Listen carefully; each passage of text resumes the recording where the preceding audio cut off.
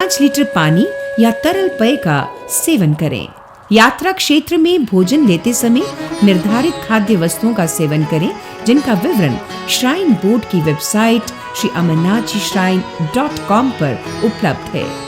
Carbohydrates का अधिक seven करें। थकावट कम करने और लो ब्लड शुगर लेवल से बचाने के अतिरिक्त कार्बोहाइड्रेट से परिपूर्ण भोजन लेने से ऊंचाई रोग के कम लक्षण उभरते हैं।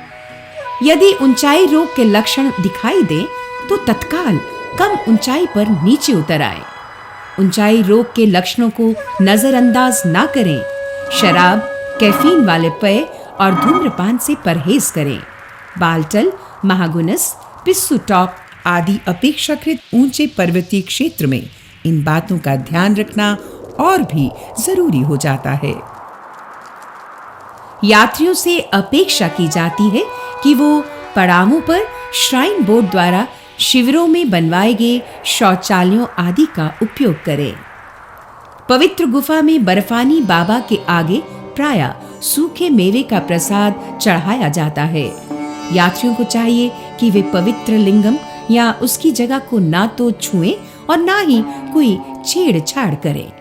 गुफा में नियुक्त सेवादारों के साथ पूर्ण सहयोग करें। गुफा के अंदर कैमरा ले जाना वर्जित है और अगरबत्ती या धूप जलाने की भी अनुमति नहीं है। इसके अलावा धातु का लोटा, फूल माला, सजावटी चुनरी, करेंसी नोट, सिक्के, दूध आदि बर्फानी बाबा पर चढ़ाना मना है। इससे अन्य दर्शनार्थियों को तो असुविधा होती ही है, साथ ही हिमलिंग का स्वरूप तथा पवित्र गुफा की स्वच्छता प्रभावित होती है।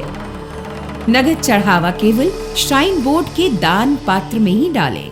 यात्री चाहें तो बोर्ड की वेबसाइट के माध्यम से भी दान कर सकते हैं। श्री अमरनाथ यात्रा के सफल आयोजन के लिए तमाम आवश्यक प्रबंध किए जाते हैं।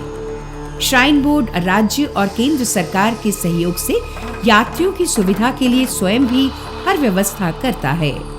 यात्रियों के लिए हर पड़ाव पर सुरक्षा की विशेष व्यवस्था की जाती है। खाद्य वस्तुओं की सप्लाई का समुचित इंतजाम किया जाता है। यात्रा मार्ग पर जगह जगह मेडिकल सहायता केंद्र कायम करने का प्रावधान है। इन केंद्रों पर विशेष मेडिकल दल नियुक्त होते हैं जो रात दिन यात्रियों की चिकित्सा के लिए तत्पर रहते हैं। बोर्ड और सरकार की तरफ से यात्रा प्रारंभ होने से पहले यात्रा मार्ग साफ किया जाता है। यात्रा के हर पड़ाव पर आराम स्थल, शौचालय, भोजनालय और स्वास्थ्य सेवाओं की तमाम आवश्यक सुविधाएं उपलब्ध रहती हैं।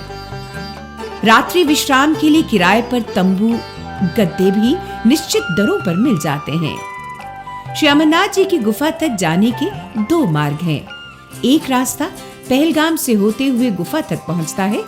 ये परंपरागत यात्रा मार्ग जम्मू से 225 किलोमीटर की दूरी पर है। दूसरा रास्ता बालटल से गुजरता है और ये जम्मू से 414 किलोमीटर के फासले पर है। अधिकांश यात्री रेल द्वारा जम्मू पहुंचते हैं। मंदिरों की नगरी रेल मार्ग से देश भर के मुख्य राज्यों से जुड़ी हुई है। पड़ोसी राज्यों के यात्री बसों और निजी वाहनों में भी जम्मू पहुंचते हैं। जम्मू में यात्रियों के आवास की पर्याप्त सुविधाएं उपलब्ध है। पंजीकृत यात्रियों को निर्धारित तारीखों पर बारी बारी सुरक्षा के साथ काफिलों में जम्मू से पहलगाम और बालटल के लिए रवाना किया जाता है। पहलगाम से कुछ किलोमीटर पहले इसी क्षेत्र में नुनवन के मुकाम पर यात्रा का आधार शिविर भी है।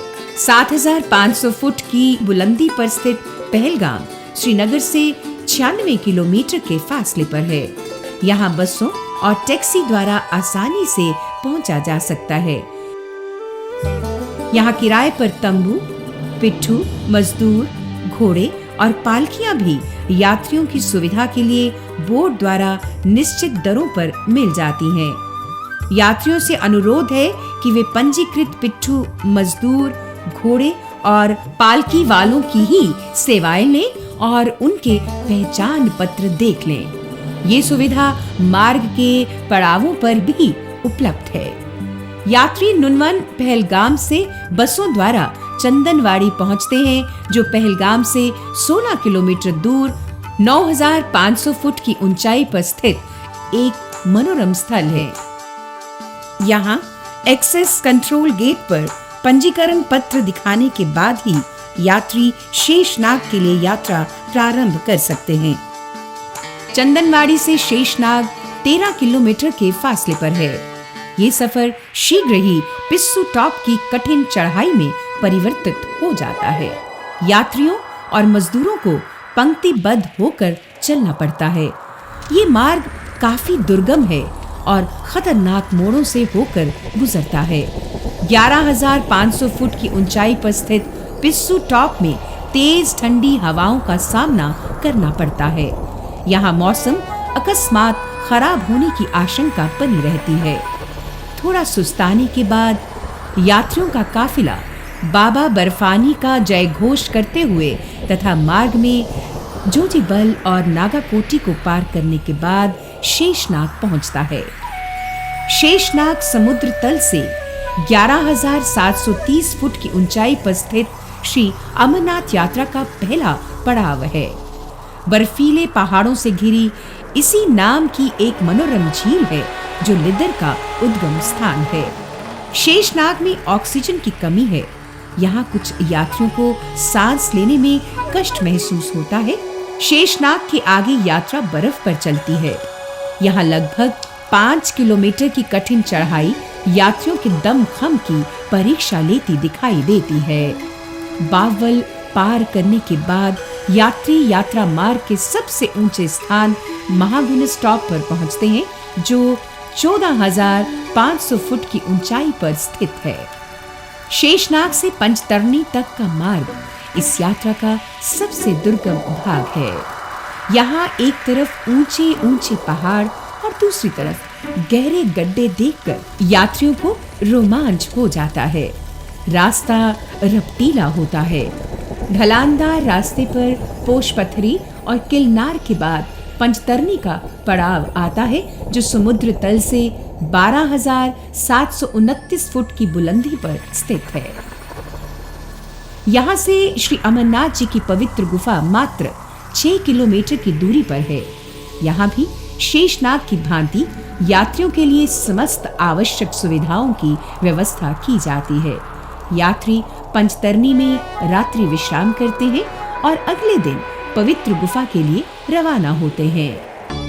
पंचतरणी से 3 किलोमीटर दूर अमरावती और पंचतरणी का संगम स्थल है।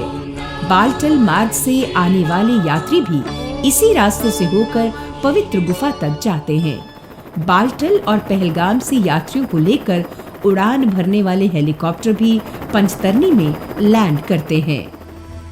यात्रियों को चाहिए कि वे प्रातः पंचतरणी से पवित्र गुफा के लिए खाली पेट सफर ना करें, क्योंकि दुर्गम यात्रा के लिए उन्हें ऊर्जा की जरूरत पड़ती है। गुफा के बाहर और भीतर दर्शनार्थियों की लंबी कतारें लगती हैं। पवित्र गुफा लगभग 150 फुट ऊंची और 90 फुट लंबी है। इसके भीतर बर्फ के सबसे बड़े हिमलिंग को भगवान शंकर का अमरनाथ रूप माना जाता है। हिम निर्मित आप शंभु के दर्शनों के बाद यात्री पंचतरणी और शेषनाग लौट आते हैं। चूंकि ये यात्रा बहुधा बरसात में होती है, इसलिए मौसम का कोई भरोसा नहीं होता कि कब तूफान या वर्षा आ जाए। जिन यात्रियों के पास अधिक समय नहीं होता, वे बालटल के रास्ते यात्रा करना पसंद करते हैं। बालटल 9,500 फुट की बुलंदी पर श्रीनगर लेह मार्ग पर सोनमर्ग से 15 किलोमीटर आगे एक रमणीक घाटी है। ये मार्ग अपेक्षाकृत छोटा है, किंतु ये परंपरागत मार्ग से खतरनाक है। बालटल से 2 किलोमीटर आगे 2 मील के स्थान पर यात्रा का प्रवेश बैरियर है, जो समुद्र तल से 9,577 फुट की ऊंचाई पर स्थित है। रास्ते में छोटी बड़ी तेज पहाड़ी नदियों पर मौजूद बर्फ के पुलों को पार करना पड़ता है।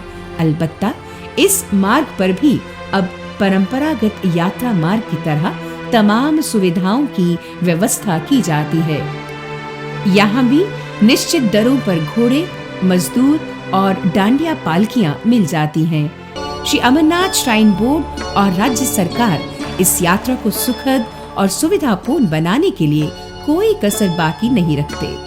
सरकार के कई विभाग भी इस यात्रा को सफल बनाने में अपना भरपूर योगदान देते हैं। श्राइन बोर्ड यात्रियों से अपेक्षा रखता है कि वे यात्रा का पंजीकरण जरूर करवाएं, क्योंकि इसके बिना यात्रा संभव नहीं हो पाएगी। बिना अनिवार्य स्वास्थ्य प्रमाण पत्र प्राप्त के रजिस्ट्रेशन संभव नहीं है। यात्रीगण बोर्ड द्वारा जारी स्वास्थ्य संबंधी निर्देशों का पालन करके अपनी यात्रा को सुरक्षित और निरापद बना सकते हैं।